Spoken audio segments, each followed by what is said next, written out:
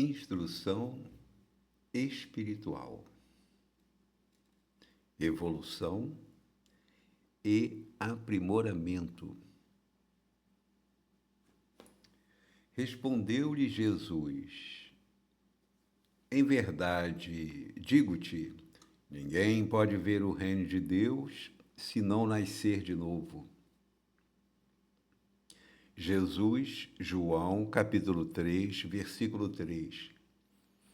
Instrução espiritual, evolução e aprimoramento.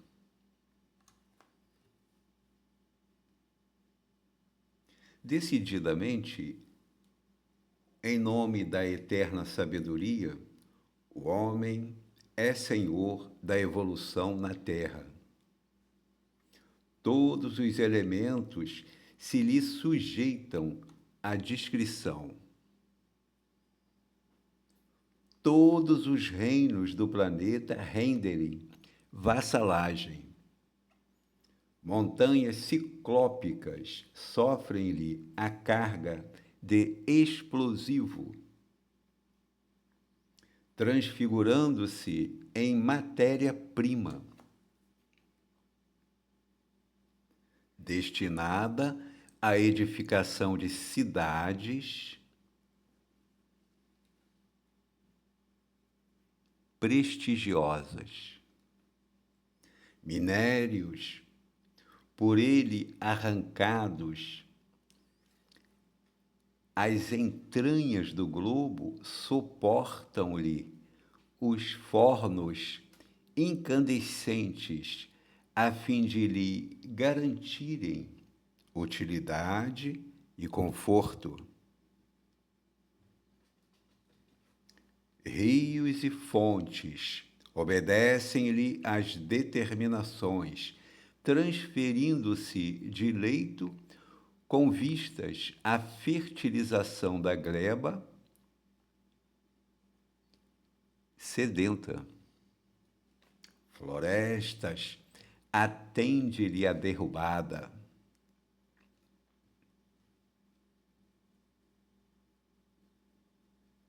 Favorecendo o progresso.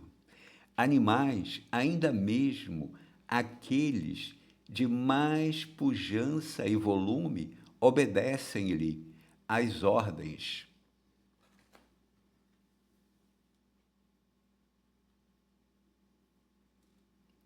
Quedando-se integralmente domesticados.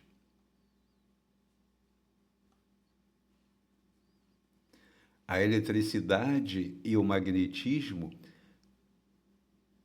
plasma-lhe os desejos, e o próprio átomo, síntese de força cósmica, descerra-lhe os segredos, aceitando-lhes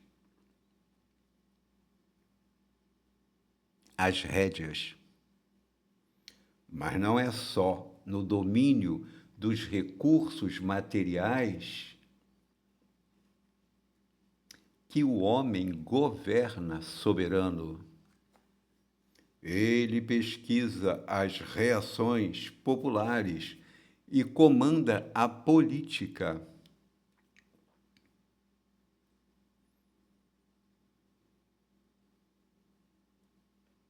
Investiga os fenômenos da natureza e levanta a ciência. Estuda as manifestações do pensamento e cria a instrução. Especializa o trabalho e faz a indústria. Relaciona as imposições do comércio e controla a economia. Claramente, nós, os espíritos em aperfeiçoamento, no aperfeiçoamento terrestre, conseguimos alterar ou manobrar as energias e os seres inferiores do orbe, a que transitoriamente nos ajustamos e do qual nos é possível catalogar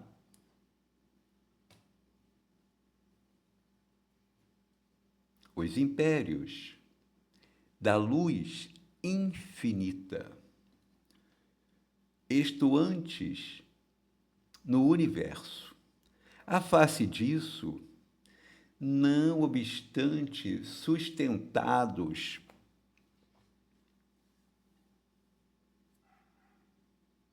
pelo apoio divino nas lides educativas que nos são necessárias, o aprimoramento moral corre por nossa conta.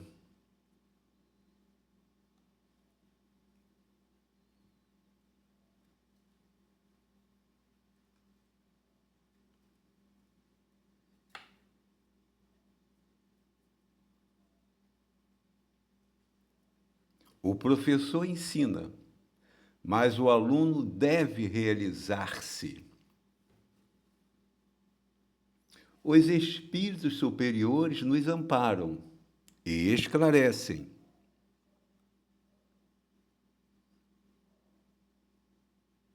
No entanto, é disposição da lei de cada consciência. No entanto, é disposição da lei que cada consciência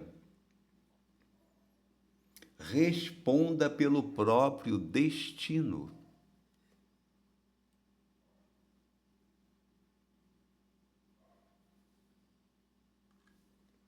Meditemos nisso, valorizando as oportunidades em nossas mãos. Por muito alta que seja a cota de trabalho,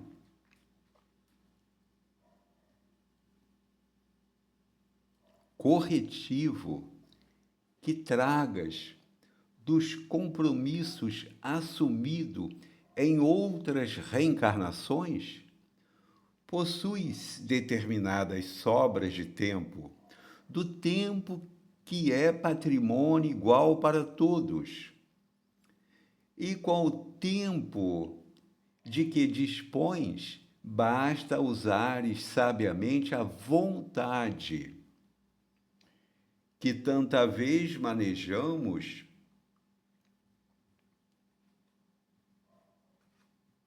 para agravar nossas dores, a fim de te consagrares ao serviço do bem, ao estudo iluminativo, quando quiseres, como quiseres, onde quiseres e quanto quiseres, melhorando-te sempre. Livro da Esperança, editora Comunhão Espírita Cristã, capítulo 6. Espírito Emmanuel. Psicografia de Chico Xavier. Nós, habitantes do século XXI, nessa partezinha do planeta Terra, aqui nas Américas, esse lugarzinho chamado Brasil, tivemos a grande oportunidade de reencarnarmos num período onde o próprio Chico Xavier estava encarnado e psicografando centenas de livros, num contato direto, diariamente, com os espíritos. Ora, mas mesmo nós, espíritas, que temos aproveitado da grande oportunidade no sentido do aprimoramento pessoal, individual, considerando todo o conteúdo revelado pelos espíritos por meio da mediunidade do Chico Xavier. é bom que questionemos a nós mesmos como tem sido a minha busca, o que eu tenho feito no aproveitamento do tempo, na oportunidade do contato com a doutrina espírita, com a luz das mensagens espíritas, trazida pelos próprios espíritos por meio da mediunidade. Então, é uma pergunta que precisamos fazer. Como temos aproveitado o nosso tempo? Observemos que o Espírito Emmanuel nos fala que o tempo é igual para todos. Nós é que daremos ocupação do espaço de cada tempo, de cada hora, de cada dia, de maneira diferenciada. Cada pessoa poderá aproveitar o tempo, utilizar o tempo como quiser, onde quiser. A questão é, como diz o Emmanuel, no serviço do bem ao estudo iluminativo. Ora, nós precisamos estudar a nós mesmos, observarmos-nos por dentro, o que estamos sentindo, o que estamos pensando, e procurarmos ouvir o que estamos falando. Porque fica tudo na nossa conta, não é na conta do vizinho. E nós teremos que prestar conta, em algum momento, desse tempo que nos foi concedido para o aprimoramento. Nós precisamos fazer um esforço maior. Nós necessitamos buscar a oportunidade do tempo ocupado. O tempo deve ser ocupado de maneira útil. Pode parecer fanatismo, pode parecer loucura, pode parecer exigência descabida conosco mesmo, mas observemos o que Jesus fala com relação à mensagem lá anotada por João. Respondeu-lhe Jesus: em verdade, digo-te, ninguém pode ver o reino de Deus se não nascer de novo. Ora, nós estamos sabendo hoje, por informações dos próprios espíritos, que esse reino de Deus é dentro de nós. Ora, mas como percebê-lo? Como identificar as vibrações, as pulsações? Como entender a mensagem desse reino divino dentro de nós? Precisamos nos ocupar cada dia com mais buscas pelo entendimento, para chegarmos ao aprimoramento. É impossível? Não, porque não é fazer o impossível, é fazer o que é possível. Mas o que é possível? Nós podemos compreender a nós mesmos, compreendendo o próximo, aceitando as pessoas tais como elas são, buscando o aprimoramento nas profissões, naquelas ocupações úteis que fomos chamados a executar. Não importa qual seja a profissão, mas é importante que ela seja útil, que ela seja digna, que ela possa promover o bem, não só para nós, mas também para terceiros. Sabemos que isso não é fácil, porque nós nos acomodamos no interesse pessoal, no egoísmo, e criamos, vez por outra, situações esquisitas de orgulho e de vaidade, onde, quando nos falta alguma coisa que pretendíamos que fosse nossa, entramos em desespero, ficamos revoltados, nos sentimos desprezados e, muitas vezes, ficamos depressivos, porque não tivemos uma satisfação correspondida uma situação onde nós esperávamos uma reação segundo o que pensamos e a reação foi diferente. Ora, mas quem disse que a outra pessoa deve pensar com a nossa cabeça? É preciso que entendamos, cada cabeça é uma cabeça, cada pessoa é uma pessoa, e nós temos que aceitar as situações que nós não podemos mudar. Agora, nós podemos colaborar na formação da paz, na formação do bem-estar geral. Isso não deixa de ser também uma forma de aprimoramento, de convivência com o próximo e conosco mesmo.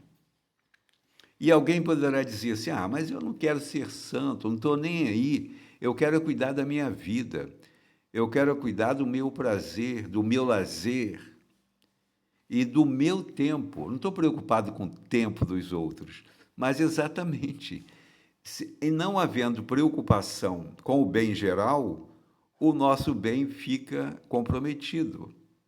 Porque nós vivemos e convivemos, querendo ou não, em sociedade. O mal que atinge alguém na Europa, uma hora vai chegar até aqui. Não é? Lá no Estreito de Hormuz, o pessoal fechando lá o estreito, o preço do óleo diesel sobe aqui. E alguém vai dizer assim, mas eu não tenho nada a ver com óleo diesel, eu não tenho carro óleo diesel, mas nós andamos de ônibus. O legumes que compramos, o arroz que compramos, chega até nós no supermercado por meio de um caminhão movido a óleo diesel. Então, vai repercutir aqui.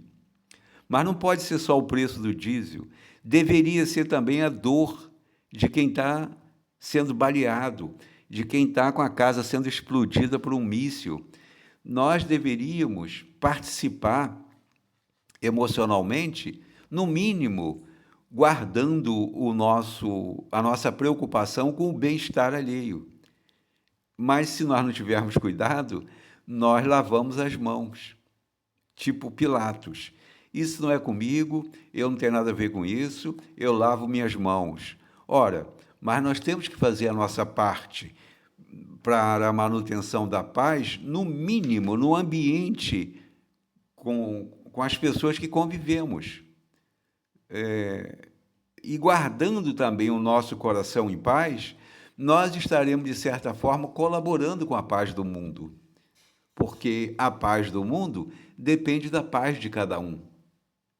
Nós precisamos buscar constantemente o aprimoramento. E nós vamos precisar nascer de novo, como disse Jesus a Nicodemos, e vamos ter que nascer muitas vezes.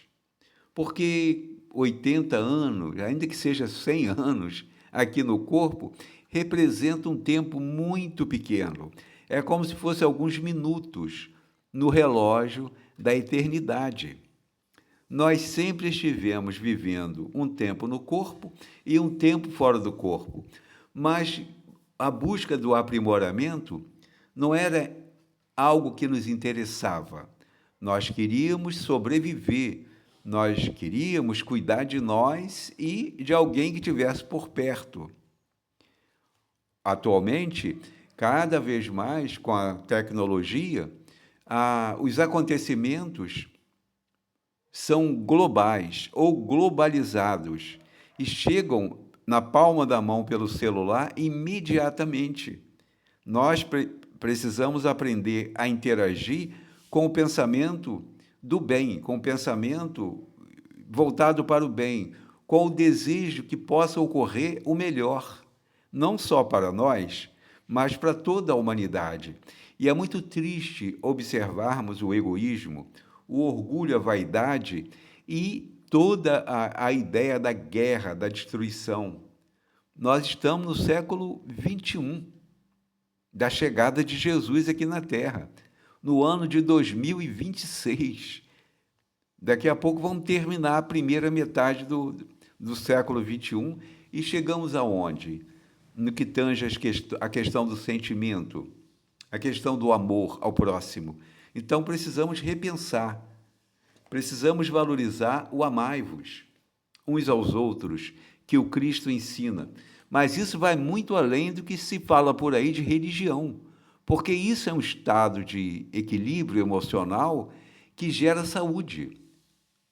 A busca pelo amor ao próximo, esse amor universal, com a prática da fraternidade, gera saúde orgânica, porque gera saúde igualmente psíquica.